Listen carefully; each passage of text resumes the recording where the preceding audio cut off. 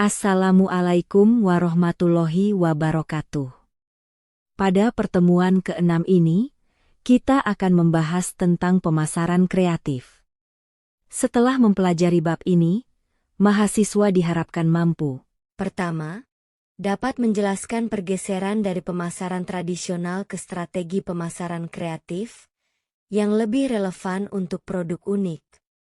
Kedua, mampu menganalisis kekuatan storytelling sebagai alat fundamental untuk membangun koneksi emosional dengan audiens. Ketiga, mampu membedakan dan memberikan contoh strategi pemasaran non-konvensional seperti pemasaran gerilya dan pemasaran eksperiensial. Keempat, mampu merancang strategi pemasaran konten yang efektif untuk platform media sosial visual seperti Instagram dan TikTok.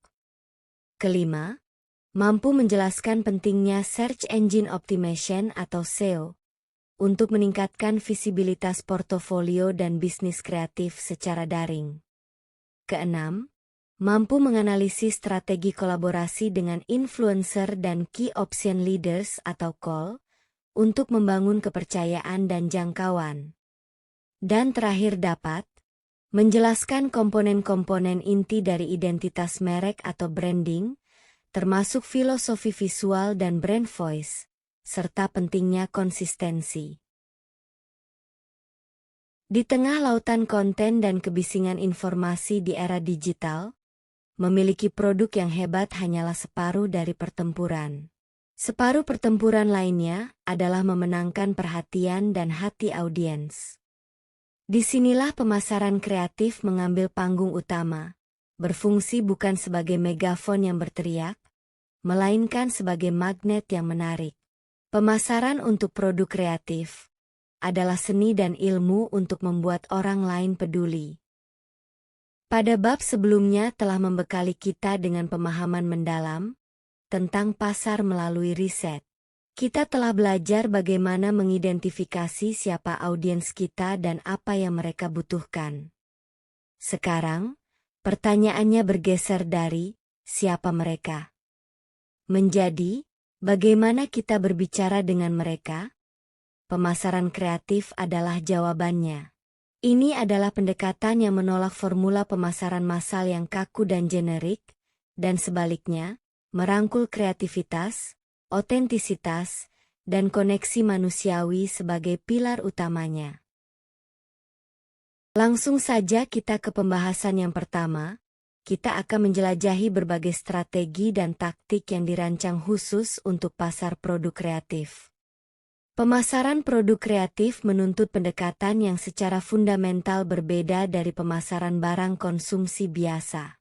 Contohnya ketika menjual sabun, fokusnya mungkin pada fitur fungsional seperti kemampuan membersihkan kuman.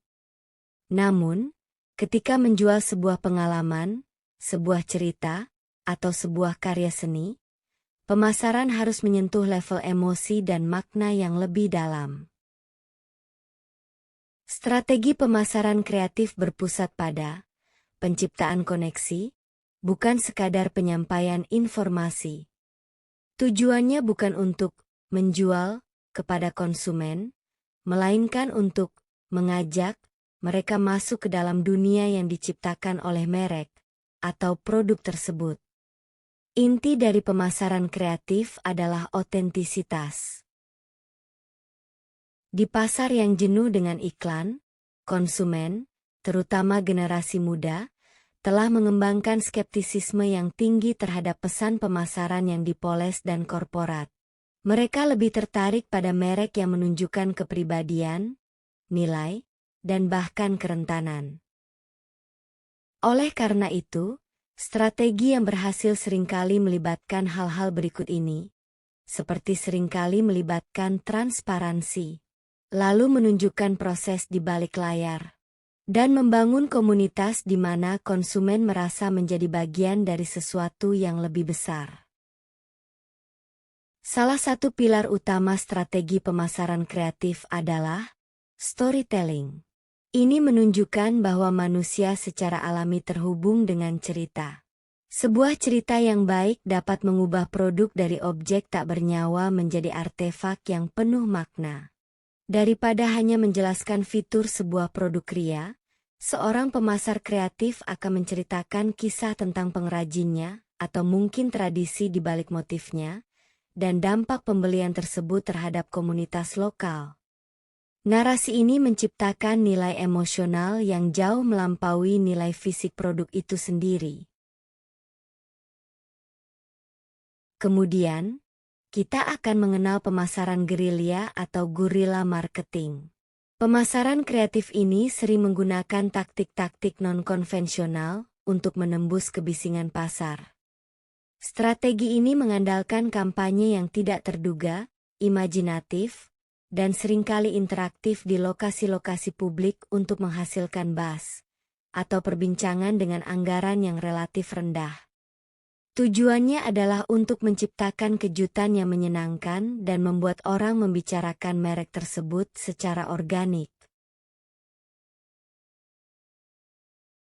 Untuk jasa kreatif atau produk yang nilainya terletak pada pengalaman, bisa juga pada experiential marketing, yang menjadi strategi yang sangat kuat. Daripada hanya memberitahu audiens tentang betapa hebatnya sebuah layanan. Strategi pemasaran eksperiensial ini menciptakan sebuah acara atau instalasi, di mana audiens dapat merasakan langsung nilai dari layanan tersebut. Berikut ini contoh layanan langsung yang digunakan dalam experiential marketing. Yang pertama ini, bisa berupa workshop gratis. Kedua, instalasi seni interaktif. Dan yang terakhir adalah acara peluncuran yang imersif.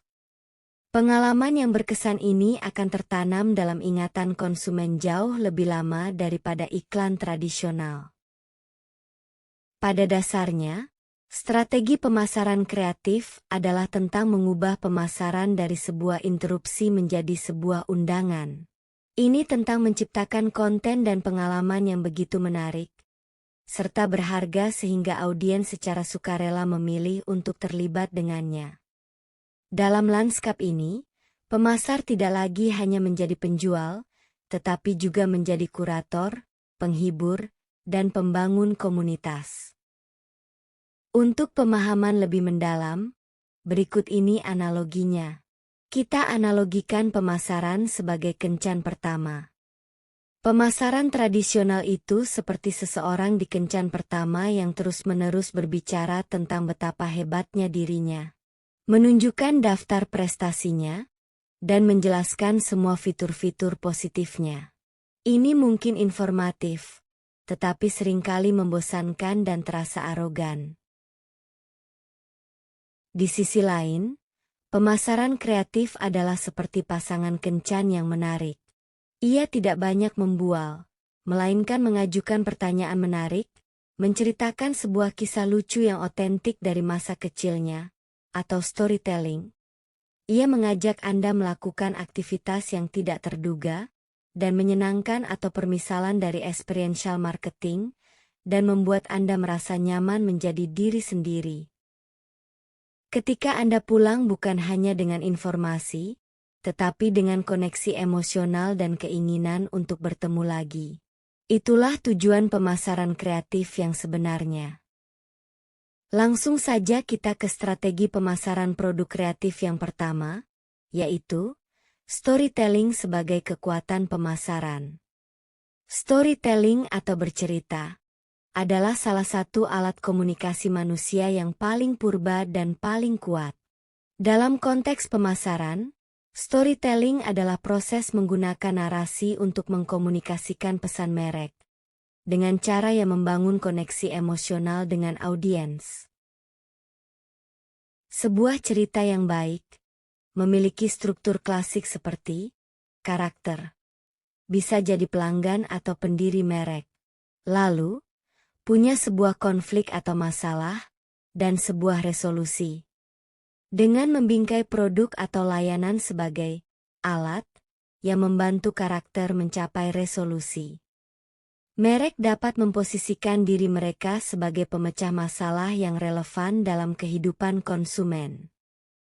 Kekuatan storytelling terletak pada kemampuannya untuk melewati filter rasional dan skeptis di otak kita dan langsung berbicara ke pusat emosi. Ketika kita mendengar data atau fakta, bagian otak yang memproses bahasa akan aktif. Namun, ketika kita mendengarkan sebuah cerita, bagian otak yang berhubungan dengan pengalaman sensorik juga ikut aktif. Hal sederhana tersebut dapat seolah-olah membuat kita mengalami sendiri cerita tersebut. Koneksi neurologis ini menciptakan ikatan yang lebih kuat dan ingatan yang lebih tahan lama terhadap pesan merek. Merek seperti Patagonia adalah contohnya. Merek ini tidak hanya menjual jaket, melainkan mereka menjual cerita tentang petualangan, histori dari aktivisme lingkungan, dan menumbuhkan cerita kecintaan pada alam liar. Hal-hal tersebut selanjutnya beresonansi kuat dengan nilai-nilai audiens target mereka. Selanjutnya kita akan keluar dari jalur konvensional untuk mempelajari tentang taktik pemasaran gerilya, guerrilla marketing, yang cerdas.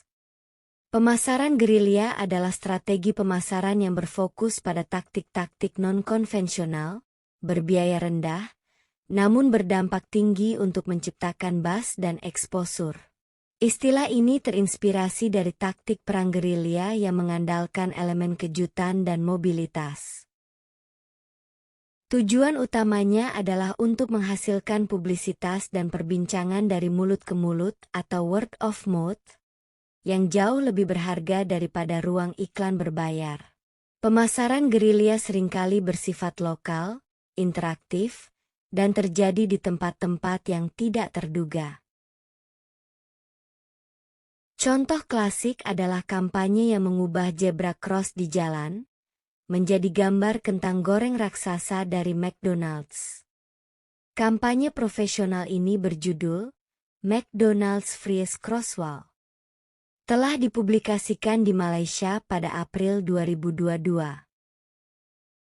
Contoh lainnya adalah menempatkan stiker secangkir kopi yang mengepul di atas penutup lubang got di jalanan kota, seperti yang telah dilakukan oleh Folgers Coffee.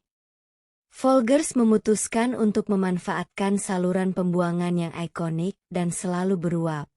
Mereka berhasil menciptakan citra yang membuat orang menoleh 2 kali.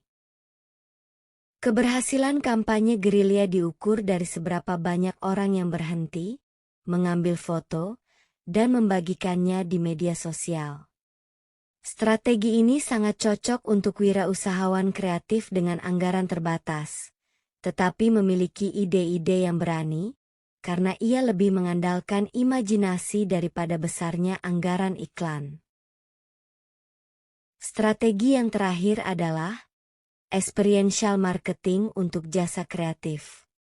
Experiential marketing atau pemasaran eksperiensial berfokus pada penciptaan pengalaman merek yang imersif dan berkesan bagi konsumen.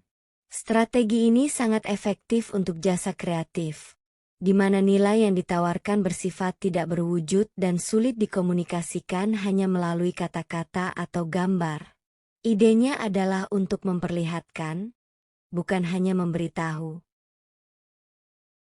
Daripada mengatakan bahwa sebuah agensi desain itu kreatif, mereka dapat menyelenggarakan pameran instalasi seni interaktif yang menunjukkan kreativitas mereka secara nyata.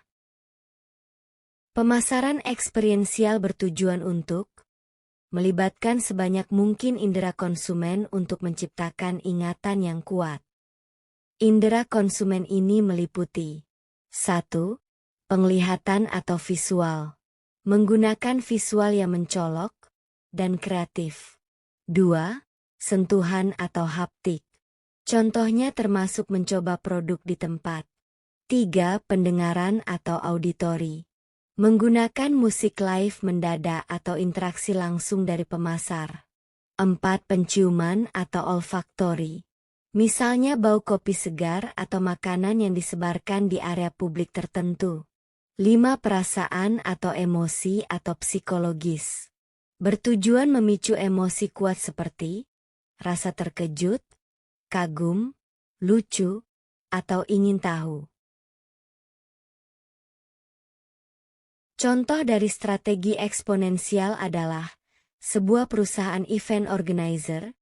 Mereka bisa membuat booth di pameran yang mensimulasikan miniatur dari acara impian yang bisa mereka ciptakan, lengkap dengan musik, pencahayaan, dan aroma.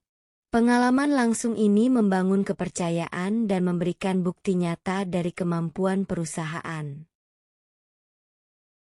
Di era digital, pemasaran eksperiensial juga telah merambah ke dunia virtual melalui pengalaman augmented reality, AR, dan virtual reality, VR, yang memungkinkan konsumen untuk mencoba produk atau layanan dari rumah mereka.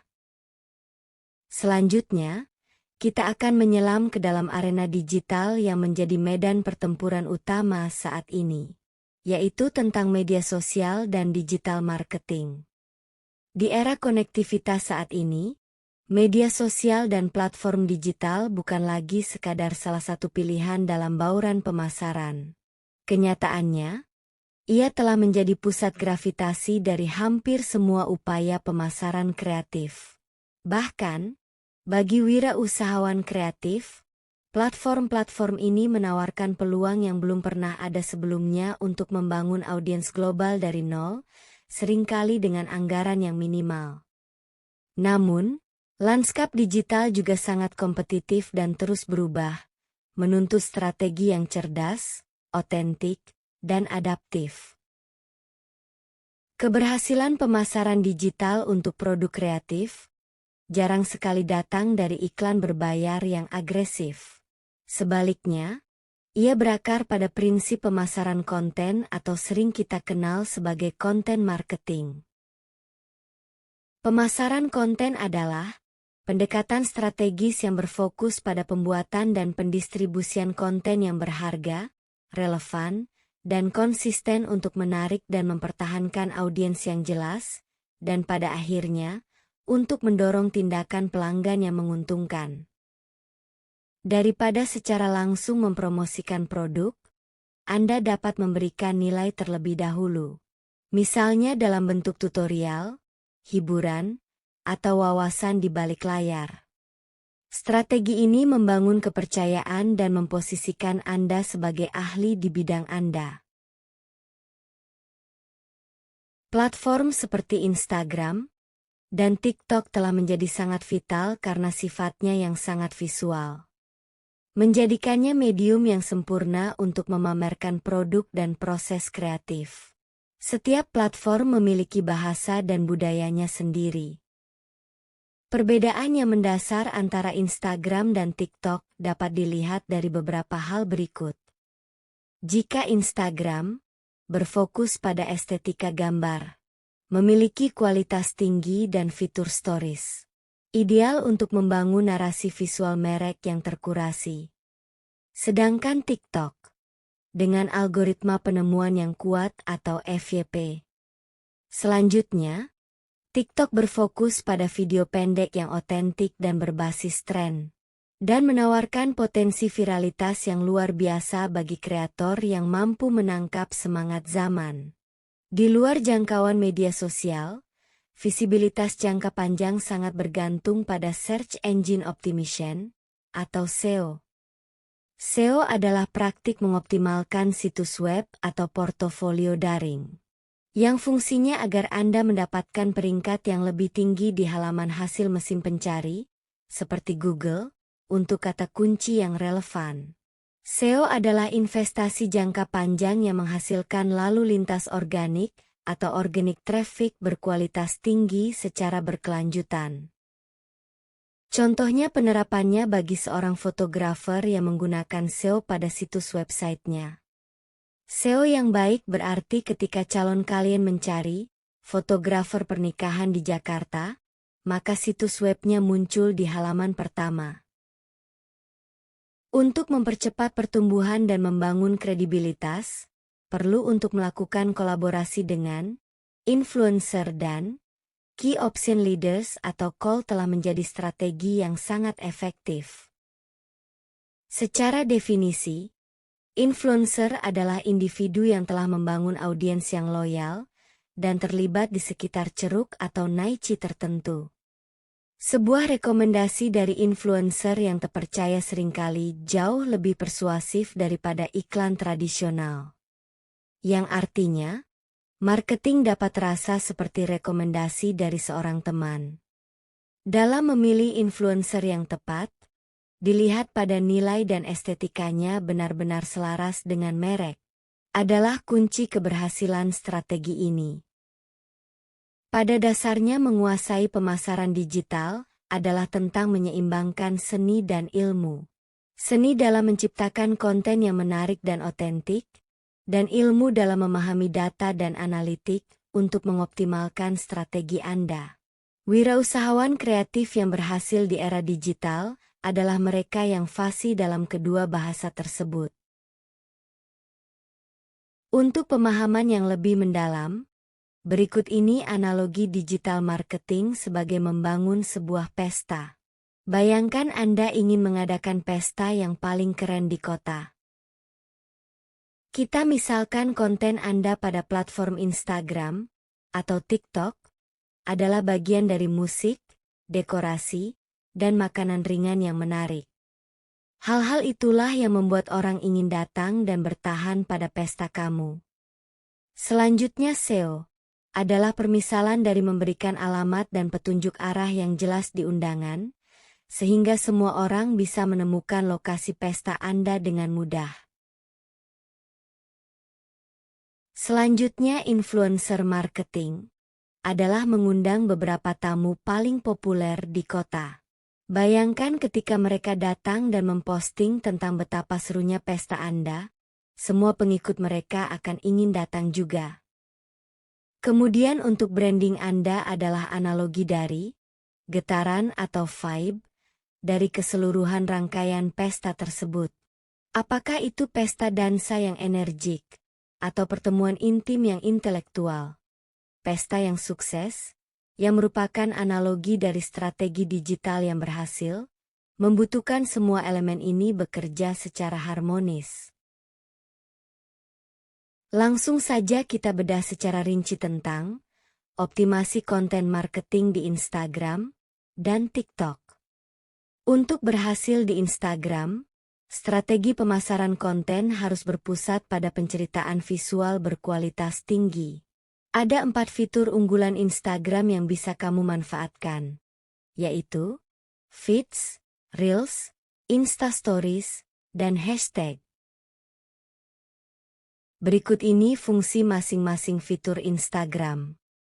Penggunaan feed utama untuk menampilkan gambar dan video produk yang terkurasi secara estetis, yang berfungsi sebagai etalase digital merek Anda.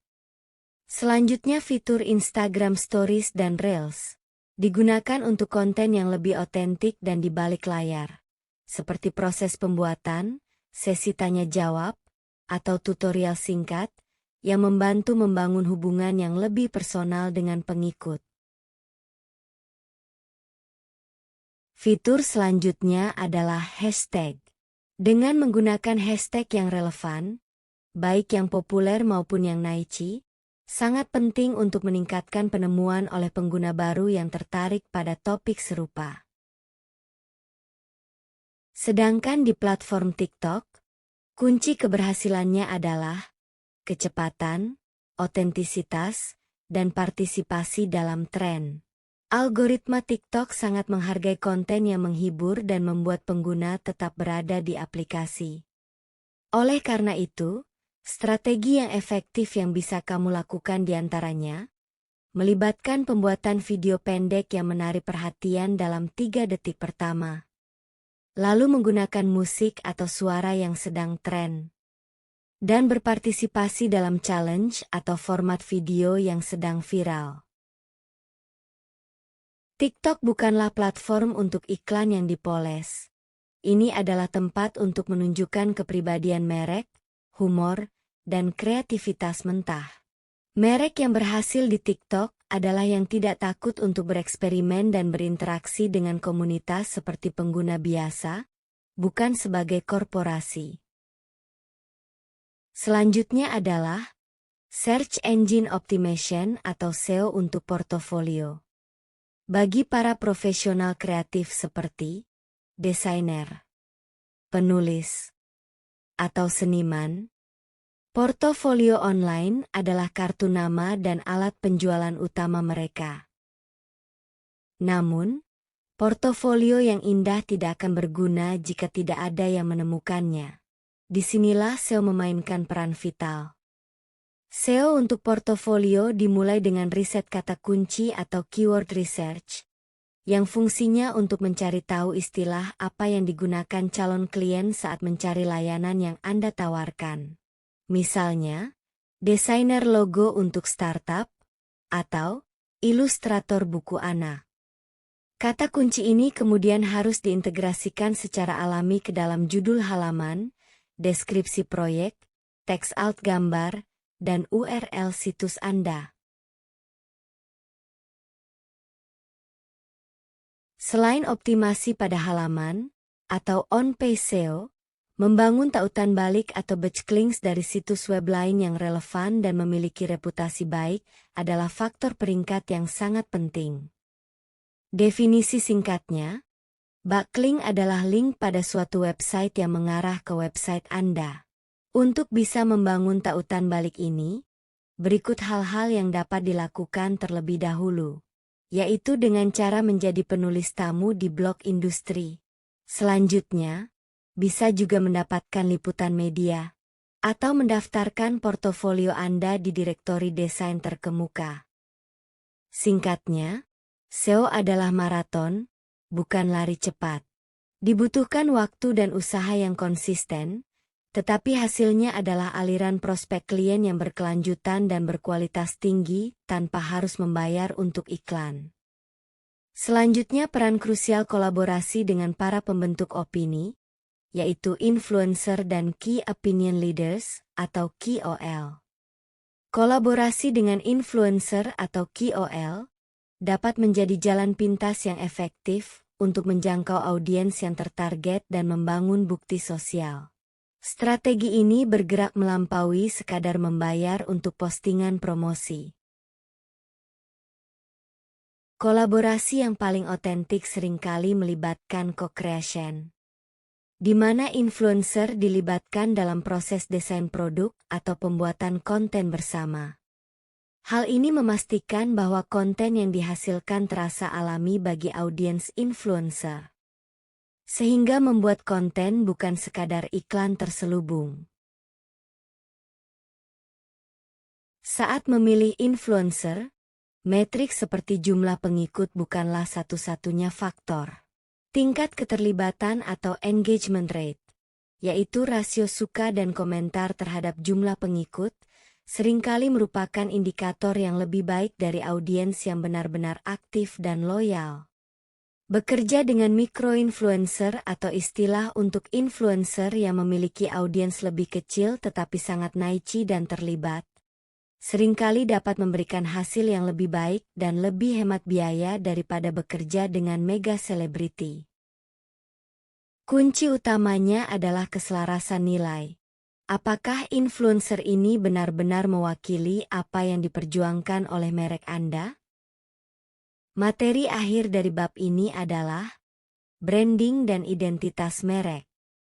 Jika pemasaran adalah tindakan untuk menarik perhatian, maka branding adalah alasan mengapa perhatian itu layak dipertahankan. Branding atau pemerikan adalah proses strategis untuk menciptakan identitas yang khas dan persepsi yang diinginkan untuk sebuah perusahaan, produk, atau layanan di benak audiens. Ini jauh lebih dari sekadar logo atau skema warna. Branding adalah jiwa dari bisnis Anda. Ini adalah janji yang Anda buat kepada pelanggan Anda, reputasi yang Anda bangun, dan perasaan yang orang dapatkan ketika mereka berinteraksi dengan bisnis Anda. Dalam ekonomi kreatif, di mana produk seringkali serupa dalam fungsi, merek yang kuat adalah pembeda utama. Konsumen tidak hanya membeli produk, melainkan mereka membeli merek itu sendiri, beserta nilai-nilai yang diwakilinya, bahkan komunitas yang terhubung dengannya, dan identitas yang diberikan pada merek tersebut. Merek yang kuat menyederhanakan pengambilan keputusan bagi konsumen dalam pasar yang ramai, dan membangun loyalitas emosional yang melampaui pertimbangan harga. Ini adalah aset tidak berwujud yang paling berharga bagi seorang wirausahawan kreatif. Membangun identitas merek dimulai dengan mendefinisikan fondasi-fondasi strategis berikut ini, yaitu tujuan. Di sini berisi pertanyaan yang menjawab mengapa Anda ada di luar menghasilkan uang. Selanjutnya visi. Fondasi ini memuat masa depan seperti apa yang ingin Anda ciptakan. Kemudian misi. Pada fondasi ini akan menjawab pertanyaan bagaimana Anda akan menciptakan masa depan itu. Dan yang terakhir adalah nilai. Berisi prinsip apa yang memandu perilaku Anda. Jawaban atas pertanyaan-pertanyaan ini menjadi kompas untuk semua keputusan merek selanjutnya, termasuk pengembangan identitas visual dan verbal. Identitas visual, yang seringkali diwakili oleh logoti, adalah wajah dari merek Anda. Membangun filosofi di balik logo dan sistem visual, dapat berupa tipografi, palet warna, gaya fotografi sangatlah penting. Desain yang baik tidak hanya terlihat bagus, tetapi juga secara visual mengkomunikasikan kepribadian dan nilai merek. Konsistensi dalam penerapan identitas visual di semua titik kontak, mulai dari situs web hingga kemasan, sangat krusial untuk membangun pengenalan dan kepercayaan. Sama pentingnya dengan identitas visual, ada juga identitas verbal, atau brand voice atau lebih dikenal sebagai suara merek. Ini adalah kepribadian merek Anda yang diekspresikan melalui kata-kata. Apakah merek Anda terdengar profesional dan otoritatif, atau santai dan jenaka? Apakah ia menggunakan bahasa teknis atau bahasa sehari-hari yang mudah dipahami? Kamu harus menetapkan brand voice yang jelas dan menerapkannya secara konsisten di semua platform yang dimiliki, baik itu dari teks di situs web, keterangan di media sosial, hingga email layanan pelanggan, menciptakan kepribadian yang koheren dan dapat dikenali oleh audiens. Seiring berjalannya waktu, pasar dan selera konsumen berubah. Terkadang, sebuah merek perlu berevolusi agar tetap relevan. Strategi rebranding atau pemerekan ulang adalah proses memperbarui atau mengubah identitas merek secara signifikan. Rebranding bisa sesederhana menyegarkan logo, atau sedrastis mengubah nama dan target pasar. Contoh di kehidupan sehari-hari ada pada perubahan logo Instagram dulu dan sekarang. Atau contoh lainnya ada pada rebranding pada logo Gojek. Awalnya dikenal dengan logo yang berisi ojek dengan ikon orang dan sinyal tepat di atas motor, dengan tulisan Gojek. Citranya sangat lekat dengan layanan transportasi ojek online. Namun sekarang, berevolusi menjadi logo Soft, yang melambangkan kesederhanaan, kecepatan, dan ekosistem terpadu, di mana pada aplikasi Gojek berisi layanan transportasi, makanan, dan pembayaran. Ini mencerminkan peralihan dari sekadar ojek online menjadi super apps. Tujuan rebranding adalah untuk memodernisasi citra, menjangkau audiens baru, atau menjauhkan diri dari persepsi negatif, tanpa mengasingkan pelanggan setia yang sudah ada. Berikut ini analogi branding sebagai pengembangan karakter. Membangun sebuah merek itu seperti seorang penulis novel yang mengembangkan karakter utama. Strategi merek yang berisi tujuan, visi, dan misi, serta nilai adalah latar belakang dan motivasi inti dari karakter tersebut. Kemudian identitas visual seperti logo, dan warna adalah penampilan fisik dan gaya berpakaian karakter. Itu adalah hal pertama yang dilihat orang. Brand voice adalah cara karakter berbicara, pilihan kata, dan nada suaranya. Selanjutnya pemasaran adalah adegan-adegan di mana karakter tersebut beraksi dan berinteraksi dengan dunia. Sebuah karakter yang kuat dan berkesan, merek yang kuat, memiliki semua elemen ini yang konsisten dan otentik. Lalu yang terakhir rebranding, adalah ketika karakter tersebut mengalami perkembangan karakter yang signifikan dalam cerita, yang mungkin mengubah penampilan atau cara bicaranya, tetapi motivasi intinya tetap sama. Baiklah, langsung saja kita ke pembahasan yang pertama, yaitu tentang membangun filosofi logotype dan visual. Sebuah logotype atau logo yang efektif lebih dari sekadar gambar yang menarik. Itu adalah simbol visual yang merangkum esensi sebuah merek. Proses desainnya harus didasari oleh filosofi yang jelas yang berasal dari strategi merek. Sebelum menggambar satu garis pun, kamu harus menjawab pertanyaan yang nantinya akan menentukan jenis logo yang akan dibangun. Pertanyaan tersebut diantaranya adalah, apa ide besar yang ingin kita komunikasikan? Apa kepribadian merek kita? Misalnya, elegan, berani, ramah, dan inovatif? Lalu siapa audiens yang ingin kita ajak bicara?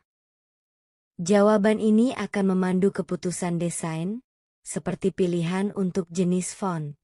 Antara font serif yang klasik, atau sans serif yang modern, lalu selanjutnya untuk pilihan warna, bisa jadi palet warna yang cerah dan energik, atau monokromatik dan minimalis, yang nanti akan menghasilkan logo yang penuh makna. Kemudian, filosofi ini meluas ke seluruh sistem identitas visual.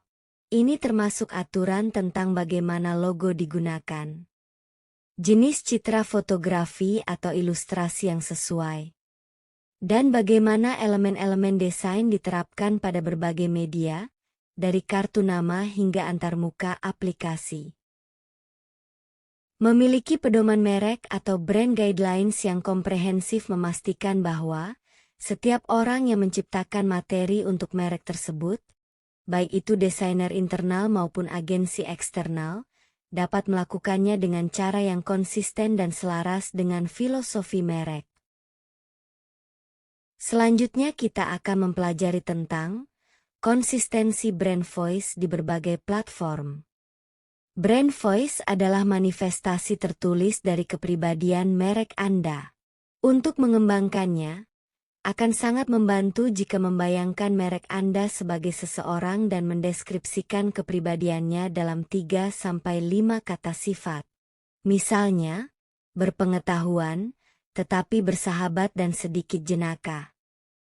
Dari deskripsi ini, Anda dapat menurunkan panduan tentang gaya penulisan, seperti, kita menggunakan kalimat aktif. Kita menghindari jargon teknis. Kita boleh menggunakan humor, tetapi tidak sarkasme. Contoh penerapan brand voice di kehidupan nyata, ada pada logo Gojek.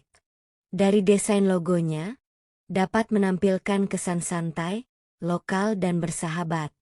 Logo Gojek menggunakan bahasa sehari-hari, yaitu jargon, pasti ada jalan, yang dekat dengan kehidupan sehari-hari masyarakat Indonesia. Hal paling utama dalam membangun brand voice adalah konsistensi. Berikut ini tips yang dapat kamu ikuti. 1. Brand voice yang sama harus terdengar jelas baik dalam sebuah postingan blog yang panjang, keterangan foto di Instagram yang singkat, maupun dalam balasan otomatis email. 2. Konsistensi membangun keakraban dan kepercayaan, membuat merek terasa seperti teman yang dapat diandalkan. Namun sebaliknya, ketidakkonsistenan dapat membingungkan audiens dan melemahkan citra merek. Misalnya, Jika sebuah merek memposisikan dirinya sebagai mewah dan eksklusif di situs webnya, tetapi menggunakan bahasa gaul dan meme di media sosialnya, ini akan menciptakan disonansi kognitif bagi audiens. Lalu selanjutnya pada bagian akhir bab ini, kita akan membahas tentang bagaimana melakukan strategi rebranding untuk tetap relevan dengan zaman yang terus berubah. Rebranding atau pemerekan ulang adalah keputusan strategis yang tidak boleh dianggap enteng. Ada beberapa pemicu umum yang mungkin memerlukan rebranding, yaitu merek terlihat ketinggalan zaman secara visual. Target pasar telah bergeser secara signifikan. Perusahaan telah mengubah model bisnis atau penawaran intinya, atau merek memiliki reputasi negatif yang perlu diatasi. Rebranding bukanlah solusi untuk produk yang buruk atau layanan pelanggan yang mengecewakan.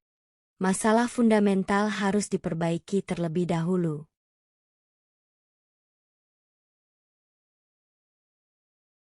Berikut ini alur proses rebranding yang berhasil.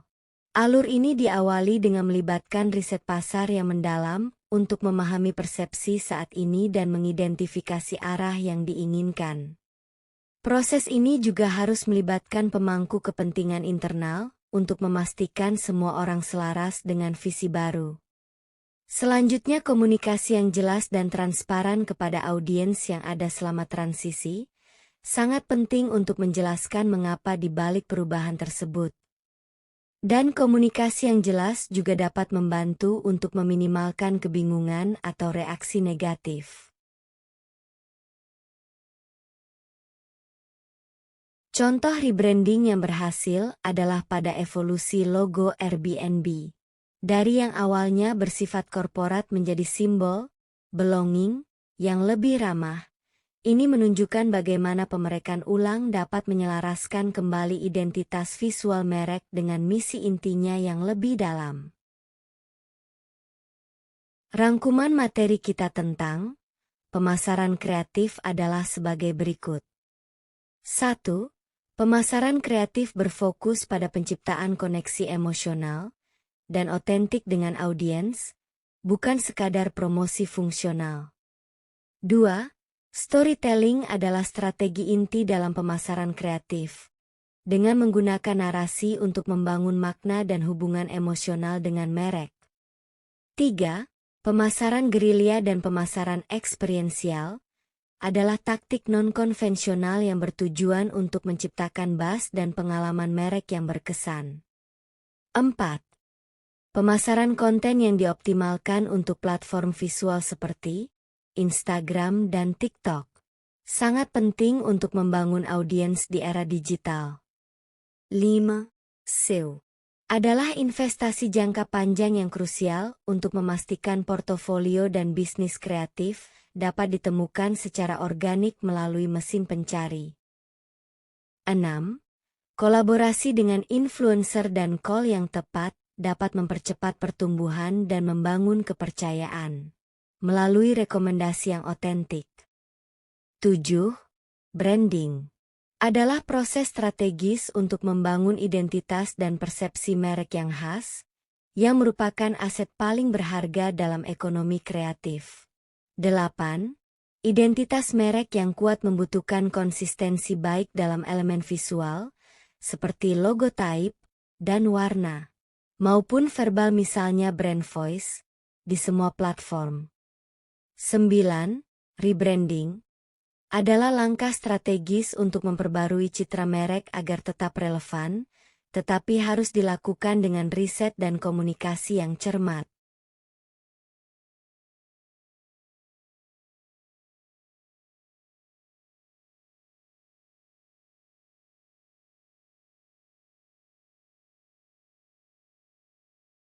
Berikut ini, Ibu telah membuatkan soal latihan esai yang dapat kalian kerjakan untuk pendalam materi pada bab ini. Selamat mengerjakan.